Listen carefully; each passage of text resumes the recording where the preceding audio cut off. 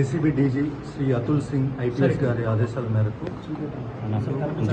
Range అధికారులు నేను additional Shri Mahindra మధ్య మరియు మా ఇన్స్పెక్టర్ నాగరాజు, మన్మథరావు, సురేష్, అలాగే సుబ్బారావు, మా సబ్ ఇన్స్పెక్టర్స్, స్టాఫ్ అందరం కలిసి ఈరోజు పల్నాడు కలెక్టరేట్లో డిఆర్ఓగా పనిచేస్తున్న డిస్ట్రిక్ట్ రెవెన్యూ ఆఫీసర్గా పనిచేస్తున్న ఏకా మురళి గారిని ఆయన 3 లక్షలు కంప్లైంట్ నుంచి తీసుకుంటుండగా రెడ్ హ్యాండెడ్గా పట్టుకోవడం జరిగింది.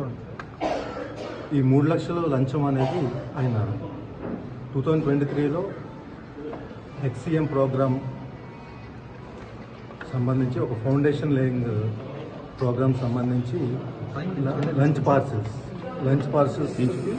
ఒక 41,500 సుమారుగా అన్ని పార్సల్స్ గాను 37 lakhs బిల్లు ఉంటే అందులో ముందుగా 10 lakhs అడ్వాన్స్ క్లియర్ చేయడం జరిగింది.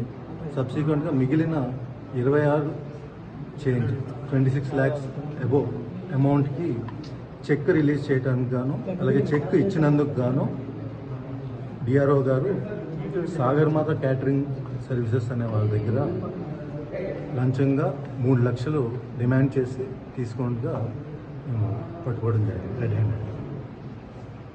అలాగే అందరూ కూడా 1064కి కాల్ చేసి ఎక్కడైనా అవినీతి జరిగినా కూడా, ఎవరైనా డబ్బులు డిమాండ్ చేస్తున్నా, లేదు అవకతవకలు జరుగుతున్నా కూడా వెంటనే 1064 టోల్ ఫ్రీ నెంబర్కి కాల్ చేసి మీకు తెలియజేయచ్చు.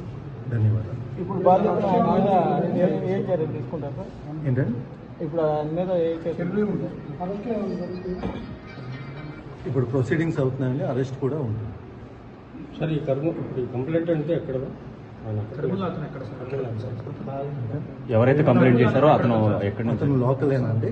అతను సాగర్మాత క్యాటరింగ్ సర్వీసెస్ తరఫున వారు.